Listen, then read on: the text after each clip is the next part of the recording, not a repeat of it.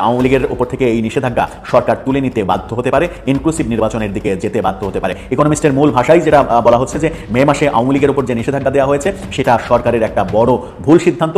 এই সিদ্ধান্তের মাসুল হয়তো সরকারকে কোনো একটা সময় দিতে হবে। সবশেষে এই রিপোর্টের আনবেন দা আওয়ামী লীগের রিপোর্টের শেষের দিকে তারা যেটা বলছে, বাংলাদেশ বর্তমান সরকারের উচিত আওয়ামী লীগের উপর নিষেধাজ্ঞা বিধিনিষেধ সরিয়ে তাদের নির্বাচনে অংশগ্রহণের সুযোগ করে দেওয়া। এখনো তাদের ব্যাপক জনসমর্থন রয়েছে। তারা স্পষ্ট বাংলাদেশ সরকারের প্রতি আহ্বান করেছে আনবেন দা আওয়ামী লীগের নিষেধাজ্ঞা তুলে দেওয়া। কার্যক্রম নিষেধাজ্ঞা বলেন বর্তমান অন্তর্বর্তী সরকার একটি বৈষম্যহীন ও মানবিক বাংলাদেশ প্রতিষ্ঠার লক্ষ্যে নিরলসভাবে কাজ করে যাচ্ছে। দীর্ঘদিনের বৈষম্য আর অনিয়ম দূর করে দেশে স্থায়ী শান্তি প্রতিষ্ঠা করে এই সরকারের মূল লক্ষ্য। ব্রিটিশ সাময়িক কিছু বলছে, বিতর্কিত সন্ত্রাসবিরোধী আইন সংশোধনের মাধ্যমে আওয়ামী লীগকে নিষিদ্ধ করা ডক্টর ইউনূস সরকারের শাসনামলের সবচেয়ে বড় ভুল। এটি পুরনো রাজনৈতিক প্রতিশোধের চক্রকে আবার জাগিয়ে তুলতে পারে। ব্রিটিশ সংবাদমাধ্যমটি বলছে, এখনো ব্যাপক জনসমর্থন থাকায় বাংলাদেশের বর্তমান। আসসালামু আলাইকুম, আশা করছি সবাই ভালো আছেন। খুব একটি গুরুত্বপূর্ণ নিউজ আপডেট নিয়ে হাজির হয়েছি। প্রিয় দর্শক, আমাদের ভিডিওর প্রথম অংশ দেখে বুঝতে পেরেছেন ঠিক আজকের নিউজটি কোন দিক কোন বিষয়টি ইঙ্গিত করছে।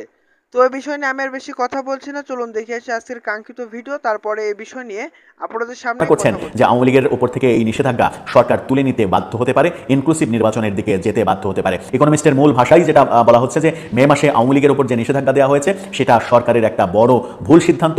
এই সিদ্ধান্তের মাসুল হয়তো সরকারকে কোনো একটা সময় দিতে হবে। আওয়ামী লীগের প্রতি বর্তমান সরকারের যে আচরণ, যে সিদ্ধান্ত, সেই সিদ্ধান্তের বিরোধিতা করা হয়েছে। এক পর্যায়ে বলছে চলতি বছরের মে মাসে অন্তর্বর্তীকালীন সরকার সম্ভবত বড় ধরনের ভুল করেছে।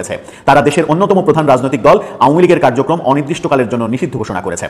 ফলত দলটি আগামী নির্বাচনে অংশগ্রহণ করতে পারবে না। আওয়ামী লীগের শীর্ষ নেতাদের বিচার শুরু করেছে আদালত, যা তারা সঠিকভাবে করছেন। তবে এতদিন যে আশা ছিল আওয়ামী লীগের কর্মীরা রাজনীতিতে সক্রিয় হয়ে নতুন করে ফিরে আসার আন্দোলন করে তুলবে, সেই সুযোগ হারিয়েছে তারা। অর্থাৎ সরকারের এই সিদ্ধান্তে তারা সেই সুযোগ হারিয়েছে। সন্ত্রাস বিরোধী আইনের একটি সংশোধনের মাধ্যমে এই সিদ্ধান্ত নিয়েছে অন্তর্বর্তীকালীন সরকার, যা আইনগত দিক থেকে প্রশ্নবিদ্ধ হয়েছে। অর্থাৎ এটা আইনের ব্যত্যয় ঘটেছে এমনটা বলা হয়েছে। এতে দীর্ঘদিন ধরে বাংলাদেশের রাজনীতিতে প্রচলিত কূটনৈতিক কৌশল ও অস্থিরতার আভাস পাওয়া যায়। কৌশল কেননা এর মাধ্যমে বিরোধীদের উপর দমন পীড়ন চালানো হয়। এই পদক্ষেপ বাংলাদেশকে পুনরায় সেই প্রতিশোধ যুদ্ধে নিয়ে যেতে পারে, যেখানে ক্ষমতাসীনরা নিজেদের ক্ষমতা ব্যবহার করে বিরোধী দলকে নিষ্ক্রিয় করে দেয়। অর্থাৎ বর্তমান অন্তর্বর্তীকালীন সরকারকে ক্ষমতাসীন সরকার হিসেবে বিরোধী মতকে নির্যাতন নিপীড়ন করার অভিযোগটা ইকোনমিস্ট তুলে নিয়ে এসেছে।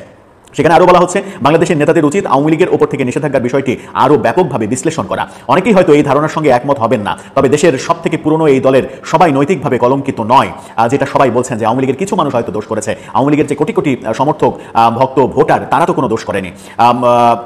আওয়ামী লীগ এখনও ব্যাপক সমর্থন পায়, বিশেষ করে সংখ্যালঘু সম্প্রদায়ের মধ্যে। দীর্ঘ বছর ধরে বিতর্কিত অবৈধ নির্বাচনের অভিজ্ঞতার পর এই ভোটাররাও নিজেদের পছন্দের প্রার্থীকে বা দলকে ভোট দেওয়ার অধিকার রাখে। অর্থাৎ আওয়ামী লীগের যারা ভোটার, তারা নিজেদের পছন্দের প্রার্থীকে ভোট দেওয়ার অধিকার রাখে, যে অধিকার বর্তমান সরকার হরণ করেছে, কেড়ে নিয়েছে, এমন অভিযোগ করা হয়েছে। আওয়ামী লীগ স্বাধীন প্রচারণা চালালেও হয়তো জয়ী হবে না। আগামী নির্বাচনের কথা বলা হচ্ছে যে আওয়ামী লীগকে যদি স্বাধীনও করে দেওয়া হয়, তারা প্রচারণাও যদি চালায়, তাও হয়তো আগামী নির্বাচনে জয়ী হবে না। তবে সংসদে তাদের উপস্থিতি বিরোধী শিবিরকে শক্তিশালী করতে পারে, যা বিজয়ীদের সতর্ক রাখবে। নতুন বাংলাদেশ গড়ার জন্য প্রতিরোধ নয়, প্রয়োজন পুনর্মিলন। অর্থাৎ আওয়ামী লীগ যদি বিরোধী পর্যায়ে থাকে, তাহলে সরকার একচ্ছত্র স্বৈর শাসক হয়ে উঠতে পারবে না, যেটা সংসদের সৌন্দর্য হতে পারে, যে কথাটা ইকোনমিস্ট বলছে। ইকোনমিস্ট আরেকটা জায়গায় যেটা বলছে সেটা হচ্ছে যে বর্তমান সরকার প্রসঙ্গে পররাষ্ট্র নীতির ক্ষেত্রে বাংলাদেশ এখন স্পষ্টভাবে চীনমুখী অবস্থানে। এর পেছনে রয়েছে বিনিয়োগ, বাণিজ্য, সস্তায় অস্ত্রের আমদানি। এই কূটনৈতিক কৌশল যুক্তরাষ্ট্রের সঙ্গে সম্পর্কে ঝুঁকির মধ্যে ফেলেছে। উল্লেখ্য, বাংলাদেশের রপ্তানি পণ্যের সবচেয়ে বড় ক্রেতা হচ্ছে যুক্তরাষ্ট্র। সেই যুক্তরাষ্ট্রের সঙ্গে সম্পর্ক হুমকির মুখে, এমনটাও বলছে তারা। এদিকে চীনের দিকে ঝোঁকার পাশাপাশি পাকিস্তানের সঙ্গে ঘনিষ্ঠতা বাড়ানোয় দিল্লিও ঢাকার উপরে নাখোশ। গত গ্রীষ্ম পর্যন্ত ভারত বাংলাদেশ সম্পর্ক উন্নতির পথে থাকলেও সম্প্রতি তা অবনতির দিকে যাচ্ছে। সাম্প্রতিক মাসগুলোতে ভারত একটি গুরুত্বপূর্ণ ট্রান্সশিপমেন্ট চুক্তি বাতিল করেছে, যা বাংলাদেশি কোম্পানিগুলোর জন্য লাভজনক ছিল। পাশাপাশি বাংলাদেশিদের জোরপূর্বক সীমান্তে ঠেলে দিতেও শুরু করেছে দিল্লি। এছাড়া পানিবণ্টন চুক্তি পর্যালোচনার দাবিও জানিয়েছে প্রতিবেশী এই দেশটা। অর্থাৎ পানিবণ্টন চুক্তিও ভারত বাতিল করে দিতে পারে, এমন সম্ভাবনা তৈরি হয়েছে, যখন বাংলাদেশ চীন এবং পাকিস্তানের দিকে ঝুঁকে পড়ছে বলে দৃশ্যত মনে হচ্ছে, এবং এটাই বোধহয় বাস্তবতা। তারপরে শেষে বলা হচ্ছে, এমন পরিস্থিতিতে বাংলাদেশের রাজনীতিকে পুনর্গঠন করাই ডক্টর ইউনূসের সব থেকে বড় চ্যালেঞ্জ। এই যে কর্মকাণ্ডের মধ্যে প্রফেসর ইউনূস সরকার করেছে, এই মুহূর্তে বাংলাদেশের রাজনীতিকে সবার কাছে গ্রহণযোগ্য এবং সবার সমঝোতার ভিত্তিকে পুনর্গঠন করা সবথেকে বড় চ্যালেঞ্জ হয়ে যাবে। ইকোনমিস্টের মূল ভাষাই যেটা বলা হচ্ছে যে মে মাসে আওয়ামী লীগের উপর যে নিষেধাজ্ঞা দেওয়া হয়েছে সেটা সরকারের একটা বড় ভুল সিদ্ধান্ত। এই সিদ্ধান্তের মাসুল হয়তো সরকারকে কোনো একটা সময় দিতে হবে। এই কারণেই সাম্প্রতিক সময়ে যে ইনক্লুসিভ নির্বাচনের তত্ত্ব বিভিন্ন দেশ থেকে আসছে, ইউ রাষ্ট্রগুলো থেকে আসছে, জাতিসংঘ থেকে আসছে, এর ভিত্তিতে অনেকে ধারণা করছেন যে আওয়ামী লীগের উপর থেকে এই নিষেধাজ্ঞা সরকার তুলে নিতে বাধ্য হতে পারে, ইনক্লুসিভ নির্বাচনের দিকে যেতে বাধ্য হতে পারে। আবার সাম্প্রতিক সময়ে একজন প্রধান নির্বাচন কমিশন, সাবেক প্রধান নির্বাচন কমিশনের উপরে যে মব ভায়োলেন্স হয়েছে সেটা একটা দৃষ্টান্ত স্থাপন করেছে যে কোনো প্রধান নির্বাচন কমিশনারই ভবিষ্যতে সেফ না। সুতরাং কোনো বিতর্কিত নির্বাচন করলে বর্তমান যে প্রধান নির্বাচন কমিশনার তিনিও যে এরকম একটা পরিস্থিতিতে ভবিষ্যতে পড়বেন না তার গ্যারান্টি কি? সেই কথা চিন্তা করেও নির্বাচন কমিশন সেই ধরনের ঝুঁকি, একপাক্ষিক নির্বাচনের ঝুঁকি নেবে কিনা, আওয়ামী লীগ যেমন ঝুঁকি নিয়েছিল, সেটাও একটা বড় প্রশ্নের ব্যাপার। সব মিলিয়ে আমার মনে হয় যে বিশ্বব্যাপী সরকারের এই একপাক্ষিক নির্বাচনের কৌশল এবং আওয়ামী লীগের বিরুদ্ধে নিষেধাজ্ঞা বয়সে এসে ডক্টর মোহাম্মদ ইউনূসের সম্ভবত যে বিশাল অন্যতম একটি টার্গেট ছিল, স্বপ্ন ছিল, সেটি সফল হচ্ছে না, হওয়ার কথাও নয়। 24-এর যে ছাত্র জনতা গণ অভ্যুত্থান, তার পেছনে নিশ্চয়ই অনেক ধরনের প্লট নির্মাণ করা ছিল, যেগুলো আস্তে আস্তে সব বের হচ্ছে। তারপরেও সাধারণ দৃষ্টিতে যেই গণ অভ্যুত্থান ছাত্র জনতা নেতৃত্বে সংগঠিত হয়েছিল, সেই জনতাকে পাশ কাটিয়ে, ছাত্রদের একটি বিশাল অংশকে পাশ কাটিয়ে একটি বিশেষ অংশ সব ধরনের কৃতিত্ব ছিনতাই করে নিল।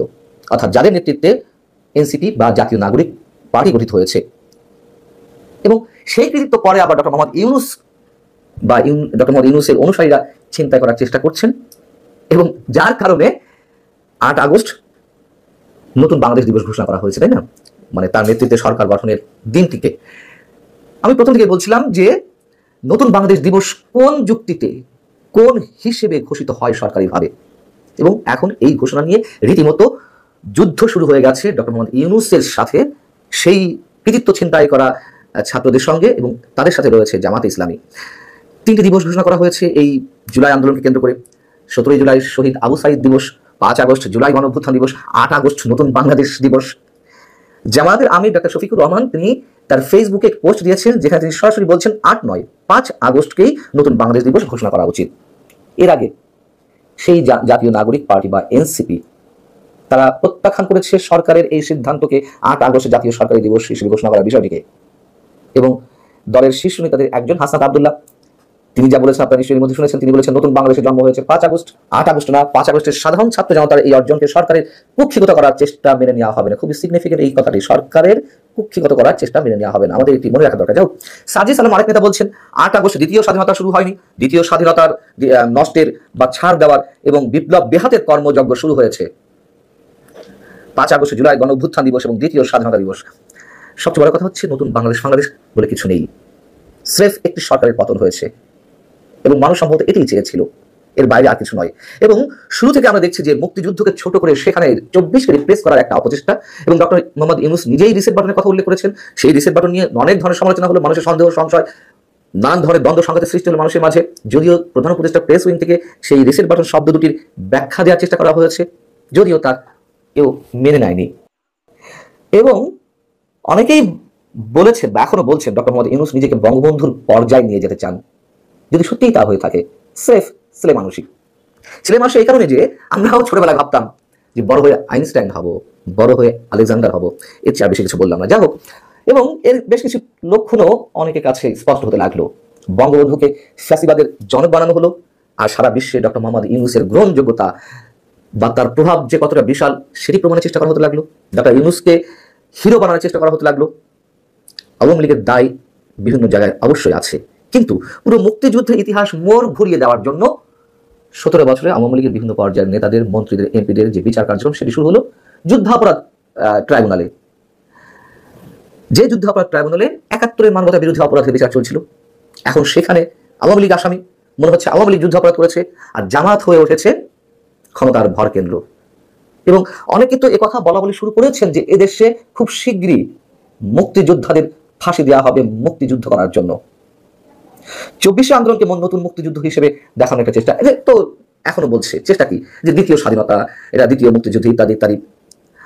আর সেখানে নতুন বাংলাদেশের জনক বানানোর চেষ্টা ডক্টর মোহাম্মদ ইউনূসকে, সেটা যেমন এই এনসিপি বা জাতীয় নাগরিক পার্টির কোনো কোনো নেতার একটা চেষ্টা আমরা দেখেছি, হয়তো পরে তারা চুপসে গেছে। আবার ডক্টর মোহাম্মদ ইউনূসের নিজস্ব কিছু অনুসারী আছেন, তারা এটি ঢাকঢোল পিটিয়ে বেশ সেই প্রমাণের চেষ্টায় এখনো তারা বিরাজ করছেন।